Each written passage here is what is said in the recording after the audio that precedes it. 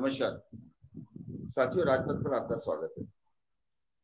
साथियों, एक ऐसे विषय पर आज मैं चर्चा करने जा रहा हूँ कि जिस विषय पर कोई मीडिया, कोई भी, वो गोदी मीडिया हो या मेन स्ट्रीम मीडिया हो या यूट्यूबर्स हो या डिजिटल लोग हो, कोई इस पे चर्चा नहीं करते। चर्चा का विषय है मायावती। और मायावती की चर्चा में जो एंगल मैं लेके आया हूँ, जो बात मैं कहने जा रहा हूँ, तो शायद ही आपसे किसी मीडिया में, किसी अखबार वाले ने, किसी ने कही हो। कोई भी आपको ऐसा नहीं मिलेगा जो आपको इस पर चर्चा करता हुआ मिले। आजकल गठबंधन को लेकर तमाम तरह की चर्चाएं हो रही हैं। रोज गठबंधन को लेकर नई नई बातें हो रही हैं। इसका गठबंधन होगा, उसका गठबंधन होगा, कांग्रेस का गठबंधन होगा, कांग्रेस के साथ ये दल होंगे, बहुजन समाज पार्टी इसमें शामिल नहीं होगी। मायावती ने गठबंधन से लेके इनकार कर दिया है, अकेले रहने की बात कहती है। मायावती गठबंधन में नहीं जाएंगी। मायावती भारतीय जनता पार्टी की पिच पे खेल रही हैं। मायावती भारतीय जनता पार्टी की बी टीम है। मायावती भारतीय जनता पार्टी के समर्थन में खड़ी हैं। मायावती ने अभी संसद भवन के उद्घाटन के अवसर पर भारतीय जनता पार्टी का साथ दिया है। इस तरह के बातें तो आपको मिलेंगी, लेकिन आपको कोई ये नहीं बताएगा कि मायावती इस देश की एकलौती नेता है जिन्होंने एक दो बार नहीं, 3 बार मुख्यमंत्री की कुर्सी को ठुकराया है, इस्तीफा दिया है और भारतीय जनता पार्टी को अंतिम समय में झटका दिया है। वो चाहे 1995 में हो, उसके बाद 1996 में हो, 2002 में हो, या केंद्र में अटल बिहारी वाजपेयी की एक ओर से सरकार जब गिरानी हो, तो मायावती ने जो स्टैंड लिया था, जो तरीका अपनाया था, लोकसभा में जिस तरह से खामोश रही थी और अंतिम समय में भारतीय जनता पार्टी में अटल बिहारी वाजपेयी की सरकार गिरा दी थी। और गिराने के बाद कहा था कि हमने उत्तर प्रदेश का बदला ले लिया। इतनी खुली राजनीति करने वाला अगर कोई है इस देश में तो केवल मायावती। आप याद कीजिए, पहली बार सरकार बनी, सपा बसपा गठबंधन हुआ। समाजवादी पार्टी बहुत मजबूत पार्टी नहीं। सपा के 27 विधायक थे 1991 में, बहुजन समाज पार्टी के 22 विधायक। बहुजन समाज पार्टी को बने हुए अभी चंद दिन हुए थे और समाजवादी पार्टी बहुत पुराने समय से, जनता दल, जनता पार्टी उस समय से मुलायम सिंह यादव नेता थे और जिस पार्टी को बनाते थे वो पार्टी उनकी हो जाती।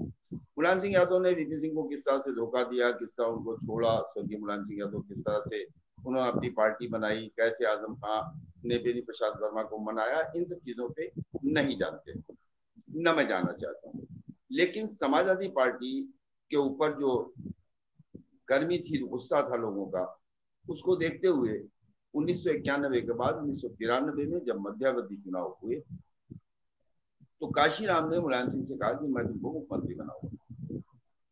और 93 में सपा बसपा का गठबंधन हुआ। उस गठबंधन पे 67 सीटें बसपा को मिली, मुलायम सिंह को या सीटें मिली। उसके बाद सबने समर्थन किया और सरकार बन गई। मुलायम सिंह का वही तरीका रहा। उस तरह से उन्होंने बसपा के लोगों को तोड़ना चाहा। विधायकों, जिला पंचायत के चुनाव में बसपा के लोगों की पिटाई हुई। उसको लेके काशीराम ने अपनी नाराजगी दर्ज की और वो वक्त भी आया कि बसपा ने समर्थन वापस ले लिया। बसपा के विधायकों को किस तरह से तोड़ा गया, किस तरह का कांड हुआ, वो सब आप जानते हैं। सरकार बन गई। मायावती पहली बार दलित मुख्यमंत्री बनी, सबसे कम उम्र की दलित महिला थी। सरकार चली और 4.5 महीने में वो सरकार मायावती ने ही गिरा दी और उन्होंने इस्तीफा दे दिया पहली बार। उसके बाद फिर 96 में 69 एमएलए जीते बसपा के। फिर वही हालत पैदा हुए। बहुत दिन के बाद बसपा को तैयार किया गया, बहुजन समाज पार्टी, मायावती मुख्यमंत्री बनी।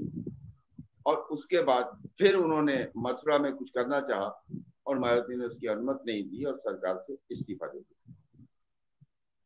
और तीसरी बार फिर यही हालत पैदा हुई, 2.5 साल की बात हुई और मायावती ने अपना कार्यकाल पूरा करने के बाद भारतीय जनता पार्टी के समर्थन होने के बावजूद उन्होंने सरकार को गिरा दिया, इस्तीफा दिया। तो 3 बार मुख्यमंत्री की कुर्सी को छोड़ने वाली मायावती और तीनों बार भारतीय जनता पार्टी जैसी पार्टी, उस जमाने में भी अटल बिहारी वाजपेयी थे, राजनाथ सिंह थे और तमाम बड़े बड़े नेता थे, अडवाणी थे, और उसके बाद भी मायावती ने ठुकराया। केंद्र की अटल बिहारी वाजपेयी की सरकार एक ओर से गिराई। तो मैंने कहा ना, तो मायावती को समझना, मोस्ट अनप्रिडिक्टेबल लीडर अगर कोई है इस देश में तो मायावती। मायावती के बारे में जिस तरह से पत्रकार राय रखते हैं तो मैं हंसता हूँ, क्योंकि मैंने 34 साल से, मैं लगभग 92 से फॉलो कर रहा हूँ बहुजन समाज पार्टी को। मैंने 85 में पत्रकारिता शुरू की, 92 से मैंने बसपा को फॉलो करना शुरू किया, और मैंने बसपा को फॉलो करना शुरू किया, और मैंने जो रीड किया है कि मायावती को समझना असंभव है। मायावती अब अपने कोऑर्डिनेटर से सारी बात करने के साथ ये पूछ लेती हैं कि कांग्रेस से गठबंधन कैसा रहेगा। मायावती का वो बयान जिसको लेकर लोगों ने कहा था कि आपने पूरा बयान नहीं पढ़ा, मैं फिर कह रहा हूँ, मायावती ने राहुल के उस बयान का समर्थन किया जो उन्होंने अमेरिका में दिया था, और उसमें मुसलमान और दलित की बात थी कि उनके साथ अन्याय हो रहा है, हो रहा है, अत्याचार हो रहा है। मैंने उसी वक्त कह दिया था कि ये बयान का समर्थन बिला वजह नहीं। उन्होंने केंद्र की कांग्रेस सरकार, भाजपा सरकार, उत्तर प्रदेश की दूसरी गैर बसपाई सरकारों पर भी अटैक किया, लेकिन एक जुमले में कि ये राहुल गांधी वाली कांग्रेस वो कांग्रेस नहीं है, इस बात को खत्म किया जा सकता है। वो ट्वीट इशारा है इस बात का। तो मायावती को लेके तमाम तरह की जो बातें हैं, तमाम तरह की जो चर्चाएं हैं, तमाम तरह की जो बातें हैं, उनको मैं बताऊं कि मायावती ने आज तक बहुजन समाज पार्टी ने भारतीय जनता पार्टी को समर्थन दिया नहीं। 3 बार समर्थन लेकर सरकार चलाई, और एक बार जो समर्थन देने की बात थी, केंद्र में भारतीय जनता पार्टी की सरकार बच सकती थी मायावती के समर्थन से, तो मायावती ने वहां पर भी समर्थन नहीं दिया, और अटल बिहारी वाजपेयी की सरकार एक वोट से गिर गई। उसके बाद अगर मायावती, हाँ, मोदी को लेकर कहा जाता है कि मायावती गुजरात मोदी का प्रचार करने में, आडवाणी उत्तर प्रदेश आए, उन्होंने मायावती के साथ मंच शेयर किया, और मायावती ने गुजरात में मोदी के साथ मंच शेयर किया। लेकिन उसी चुनाव में मुलायम सिंह यादव ने गुजरात में उम्मीदवार लड़ाए, और उम्मीदवार लड़ा कर वहां पर भारतीय जनता पार्टी का बाकायदा समर्थन किया, वोट काट के मोदी की राह आसान की। चश्मे का फर्क है, अगर आदमी देखना चाहे तो वो देख सकता है कि किसने कैसे किया। या मुलायम सिंह यादव, स्वर्गीय मुलायम सिंह यादव ने जिस तरह से वीपी सिंह की सरकार गिरवाई, वीपी सिंह का साथ छोड़ा, चंद्रशेखर के साथ गए, और उत्तर प्रदेश में चलती हुई सरकार, बाद में 91 में भारतीय जनता पार्टी को मौका मिला, और भारतीय जनता पार्टी पहली बार उत्तर प्रदेश में मुख्यमंत्री बना पाई। उसकी वजह मुलायम सिंह यादव को वो नीति थी कि वीपी सिंह, अजीत सिंह को कमजोर किया जाए, और उसी के नतीजे में भारतीय जनता पार्टी उत्तर प्रदेश में मजबूत हुई। तो राजनीति के दो पहलू होते हैं, एक सामने दिखाई देता है, एक पर्दे के पीछे होता है। अभी कर्नाटक के चुनाव में मायावती का तो वहां एक विधायक भी रह चुका था, मंत्री भी रह चुका था, अखिलेश यादव ने उम्मीदवार लड़ाए, सारों की जमानत जब्त हुई, 0.001% वोट मिला, और उसके बाद वहां पर जब भारतीय जनता पार्टी हारी, कांग्रेस जीती, तो अखिलेश यादव ने ट्वीट करके बताया कि भारतीय जनता पार्टी हार गई, जबकि वो लड़ रहे थे। अपनी हार के बारे में उन्होंने कमेंट नहीं किया। तो राजनीति में जो मुझे लोग कहते हैं, मेरे मैसेंजर में करते हैं, मुझे फोन करते हैं, मुझसे बात करते हैं, आप ये क्यों नहीं देखते हैं कि वो मायावती ने समर्थन किया? तो मैं सवाल करता हूं कि आप ये क्यों नहीं देखते हैं कि वो इस बात पे विपक्ष विरोध कर रहा था संसद भवन के उद्घाटन का कि दलित, आदिवासी, महिला राष्ट्रपति से क्यों नहीं कराया जा रहा है? तो सवाल यह है कि वो दलित, महिला, आदिवासी जो है उसको आपने वोट क्यों नहीं दिया था? मायावती ने वोट भी दिया, उन्होंने कहा भाई आपने बनाया है, आप इसका उद्घाटन कीजिए, मैं नहीं आ पाऊंगी, मैं नहीं आऊंगी, इसमें कौन सी बुराई करती? तो राजनीति का जो परसेप्शन है, परसेप्शन को अगर देखना है तो आज ममता बनर्जी विपक्ष का चेहरा बनने जा रही है। ममता बनर्जी एनडीए की सरकार में शामिल नहीं क्या?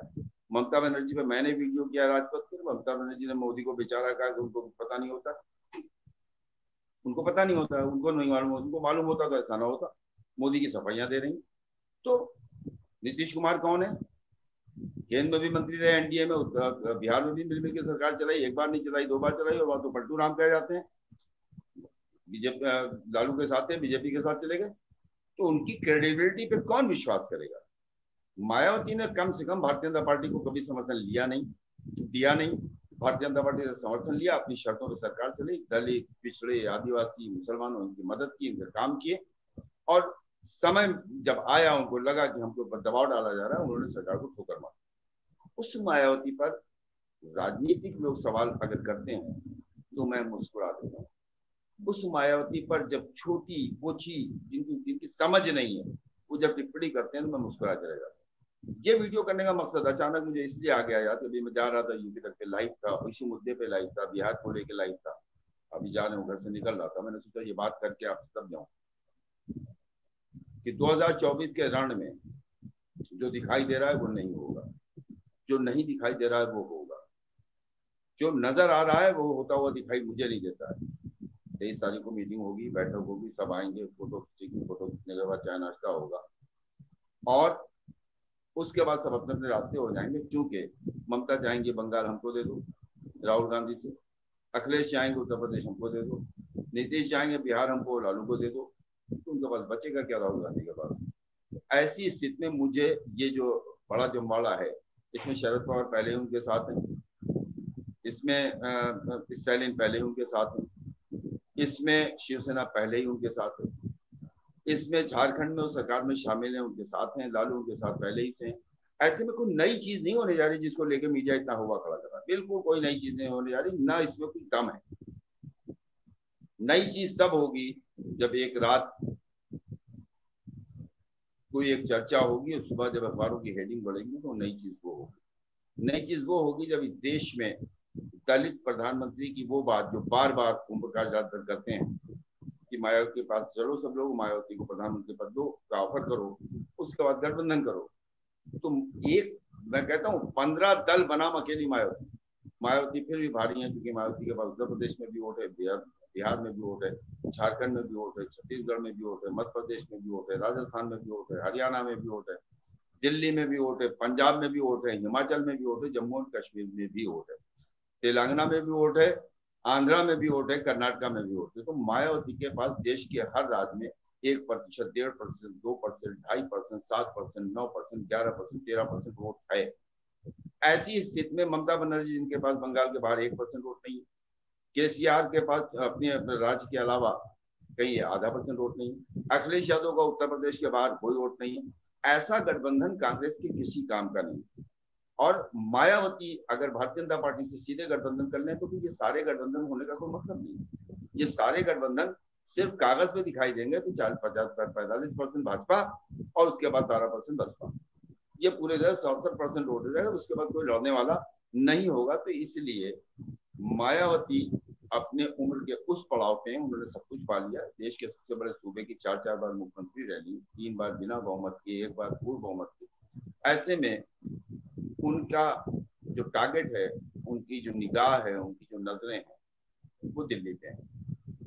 और कोई भी व्यक्ति राजनीति में अगर आता है तो वो अपने उस आखिरी पद के लिए ही आता है जिसे प्रधानमंत्री कहते हैं। अगर मायावती को लगेगा कि ये इस उम्र के पड़ाव पे हम उस पद को प्राप्त कर सकते हैं तो मायावती हर उस शख्स से गठबंधन करेंगी जिससे मायावती के कम से कम 40 से 45 सांसद पूरे देश से निकल के आ सके, और वो पार्टी केवल कांग्रेस हो सकती है।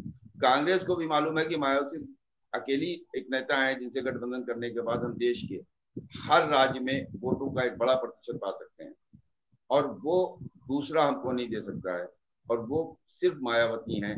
इसीलिए ये सारी खबरों के पीछे जो सबसे बड़ी खबर यह है कि मायावती के बिना देश में मोदी को हटाने के नाम पर इकट्ठा होने वाला कोई भी गठबंधन कामयाब नहीं है।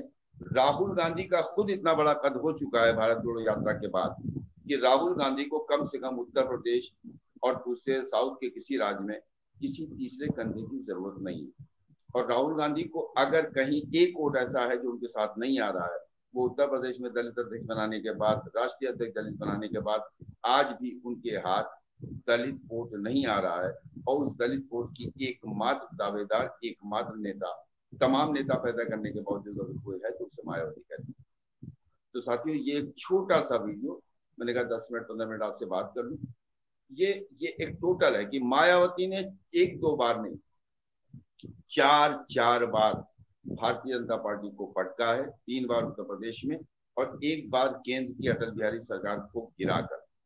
ये संकेत काफी है बताने के लिए कि मायावती की राजनीति को समझना आसान नहीं है। इसलिए ये खबरें लिखने वाले, खबरें बनाने वाले, खबरें चलाने वाले पहले मायावती को समझें, मायावती का पास्ट इतिहास जो गुजर गया है उसको देखें, उसके बाद खबरों को करें तो कुछ और अच्छा कर सकेंगे। तो साथियों, आपको ये वीडियो कैसे लगा कमेंट में जरूर बताइएगा, और चैनल को लाइक सब्सक्राइब कीजिए, वीडियो को शेयर कीजिए, बेल आइकन जरूर दबाइएगा। बने रहिए राजपूत के साथ। मिलते हैं किसी नए सब्जेक्ट, नए इशू। कुछ दर्शक हमसे पूछ रहे थे कि अनुपम जी का, मुझे अभी तक कोई ऐसा टॉपिक, ऐसा सब्जेक्ट नहीं मिला जिसमें हम अनुपम जी के साथ चर्चा कर सकें। अनुपम जी के साथ 23 तारीख को जब गठबंधन की बैठक हो जाएगी, 23 को अनुपम जी के साथ चर्चा करेंगे, क्योंकि ऐसा टॉपिक, ऐसा सब्जेक्ट जिसमें अनुपम जी अपनी खुल के विचार रख सकें, उनके साथ आऊंगा। वैसे भी गौरव और पूजा कर रहे हैं, गौरव की कुछ टेक्निकल प्रॉब्लम है, वो नहीं आ पड़ी। पूजा रोज एक वीडियो कर रही है, मैं भी कोशिश करता हूँ कि आपके बीच में आऊँ। मेरे साथ भी थोड़ी सी टेक्निकल प्रॉब्लम है, मेरा मोबाइल हैंग करने लगा है और वो चलते चलते लाइव करते करते बंद हो जाता है, क्योंकि मोबाइल से ही मैं करता हूँ। तो मैं थोड़ा सा उसको लेके भी मैं ज्यादा वीडियो आपके बीच में नहीं ला पा रहा हूँ। तो बने रहिए राजपथ के साथ, आपकी दुआएं काफी है मेरे लिए। और लक्ष्मण जी को मैं बुला चुका हूँ सौरभ, लक्ष्मण जी हमारे साथ कर चुके हैं, और इधर वो शादी में बंद थे और मुझे भी उनकी शादी में जाना था, लेकिन मेरे घर में ट्रेजिडी हुई जिसकी वजह से नहीं जा पाया। लक्ष्मण यादव मेरे यहाँ बैठ चुके हैं, एक में 2 बार, उसके पहले मैं जो 4 PM करता था तो मैं कई बार बैठा चुका हूँ। अपनी जानकारी थोड़ी बढ़ा लीजिए और अपने ज्ञान का ज्ञानवर्धन कर लीजिए। तो खैर, बहुत बहुत शुक्रिया। बने रहिए राजपथ के साथ, आपका सहयोग, आपका आशीर्वाद इसी तरह मिलता रहे, मुझे विश्वास। धन्यवाद।